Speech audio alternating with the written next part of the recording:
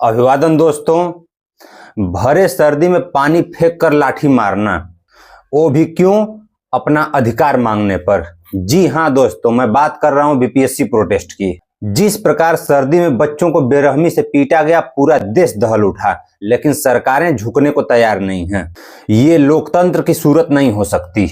लोकतंत्र इतना निर्दयी कैसे हो सकता है? आखिर लोकतांत्रिक सरकारें चुनी ही तो इसीलिए जाती है ना, कि वो जनता की समस्या को सुने, उनका समाधान निकालें।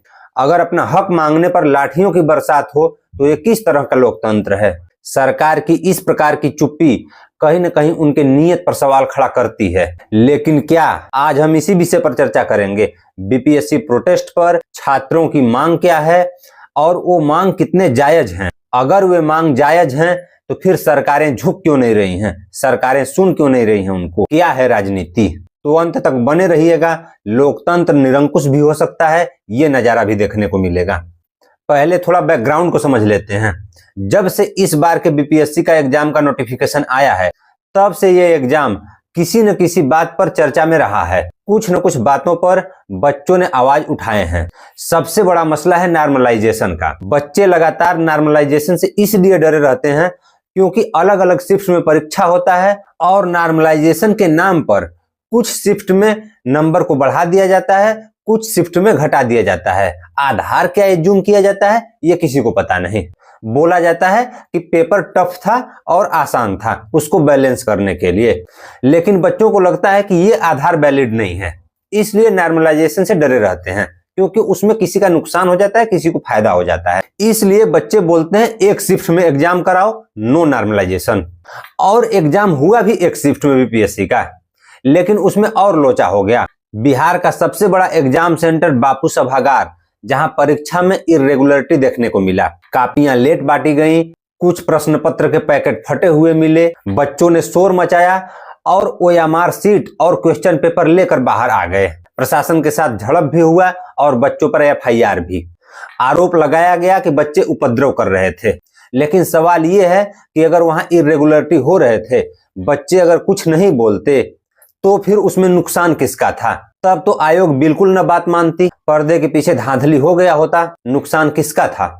जो बच्चे दिन रात मेहनत कर रहे हैं, चेयर पर बैठकर अपनी हड्डियां गला रहे हैं, अगर इर्रेगुलरिटी होती है तो उनका भड़कना लाजमी था। छात्रों ने आरोप लगाया कि बापू सभागार के अलावा अन्य सेंटर पर भी इर्रेगुलरिटी हुई है। दैनिक भास्कर के इस रिपोर्ट के अनुसार खगड़िया में 11 बच्चों को स्पेशल ट्रीटमेंट दिया गया। अगर कुछ बच्चों को एग्जाम सेंटर पर स्पेशल ट्रीटमेंट मिल रहा है तो क्या ये एग्जाम के पारदर्शिता पर सवाल खड़ा नहीं करता? सवाल ये भी है।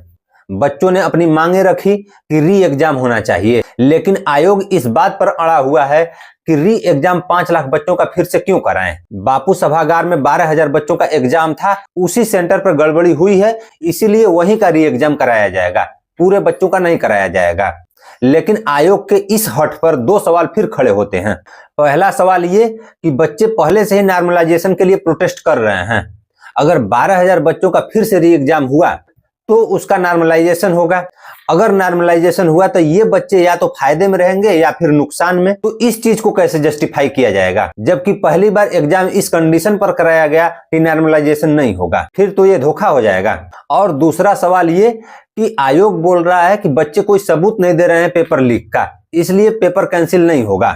तो आयोग खुद इसे स्पष्ट कर दे। आयोग के पास सारे सेंटर का सीसीटीवी फुटेज है, उसको रिलीज कर दे, बच्चे संतुष्ट हो जाएंगे। इतने प्रोटेस्ट के बावजूद, इतना संघर्ष के बावजूद अगर आयोग सीसीटीवी फुटेज रिलीज नहीं कर रहा है तो ये आयोग के नीयत पर भी सवाल खड़ा करता है। आयोग सीसीटीवी फुटेज रिलीज करे, अगर आरोप यह है कि बच्चों ने बेवजह उपद्रव किया तो उन पर कठोर कार्रवाई होगी। अगर बच्चों ने बेवजह उपद्रव नहीं किया है, इर्रेगुलरिटीज थे, तो इर्रेगुलरिटी क्यों थे? इसके पीछे कौन सी माफिया सरगना काम कर रही है? इस पर भी सख्त सख्त कार्रवाई होनी चाहिए। कहीं ऐसा तो नहीं कि जो माफिया सरगना इसके पीछे काम कर रहा है उसमें सरकार के लोग बैठे हुए हैं? सरकार, आयोग, माफिया सरगना सबका कनेक्शन जुड़ा हुआ है, इसलिए तो नहीं सीसीटीवी फुटेज रिलीज किए जा रहे हैं कि अगर सीसीटीवी फुटेज रिलीज कर दिए गए तो सरकार भी घेरे में आ जाएगी और सामने चुनाव भी है। सवाल ये भी है, इसलिए आयोग का बच्चों से सबूत मांगना मक्कारी है, जबकि खुद वो इस बात को स्पष्ट कर सकता है सीसीटीवी फुटेज रिलीज करके। एक सवाल ये भी है कि कहीं सरकार जानबूझकर इस मामले को तो नहीं खींच रही है कि सभी का ध्यान केवल री एग्जाम पर केंद्रित हो जाए, कोई इसके जांच की मांग न उठाए। क्योंकि अगर जांच हुआ तो हो सकता है सरकार में बैठे हुए लोगों का नाम सामने आए, हो सकता है सरकार जिनके समर्थन से चल रही है उन लोगों का नाम सामने आए। ये जद्दोजहद सिर्फ उन लोगों को बचाने की कोशिश है, और उन लोगों को बचाने के लिए बच्चों पर बेबुनियाद बिना बात का एफआईआर किया गया, बच्चों को परेशान करने के लिए। इसलिए बच्चों के मांग जायज हैं।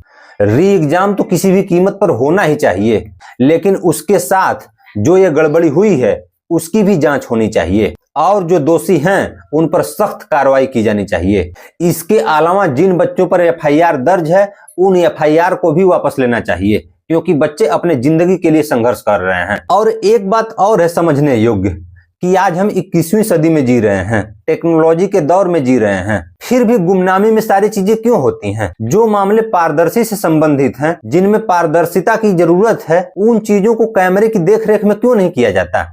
और अगर कैमरे की देखरेख में किया भी जाता है तो पब्लिक प्लेटफॉर्म पर अवेलेबल होना चाहिए कि जिसका मन करे वो देखे कि उनकी लोकतांत्रिक सरकारें किस प्रकार काम कर रही हैं। इतना डेवलपमेंट के बावजूद, इतना टेक्नोलॉजी होने के बावजूद अगर हम उससे सिंक्रोनाइज नहीं कर पा रहे हैं तो ये कहीं ना कहीं हमारी कमी है। भाई, जब बार बार एग्जाम्स पे सवाल उठते हैं, उनकी पारदर्शिता पर सवाल खड़े होते हैं, पेपर लीक होने के सवाल उठते हैं, तो इन सारे चीजों को खत्म कर दे सीसीटीवी फुटेज रिलीज करके। जितने भी सेंटर पर एग्जाम होते हैं वहां सीसीटीवी लगे ही होते हैं, उन सेंटर की वेबसाइट पर उन सीसीटीवी फुटेज को रिलीज कर दिया जाए। सभी लोग देखेंगे, एग्जाम पारदर्शी होगा, सभी लोग संतुष्ट रहेंगे, बार बार ऐसे सवाल नहीं उठेंगे। और इतना बड़ा प्रोटेस्ट का क्या मतलब हुआ? इतना बड़ा प्रोटेस्ट का मतलब हुआ कि कुछ न कुछ प्रक्रिया में सुधार होनी चाहिए। कितने लोगों ने बलिदान दिया, एक सोनू नाम का बच्चा सुसाइड कर लिया, कितने बच्चे सर्दियों में पिट रहे हैं। तो री एग्जाम हो और इस प्रक्रिया के साथ हो कि सीसीटीवी फुटेज वेबसाइट पर रिलीज किए जाएंगे, तभी एग्जाम की पारदर्शिता को लेकर बच्चे आश्वस्त रहेंगे और तभी लगेगी नकेल धांधली पर। धन्यवाद।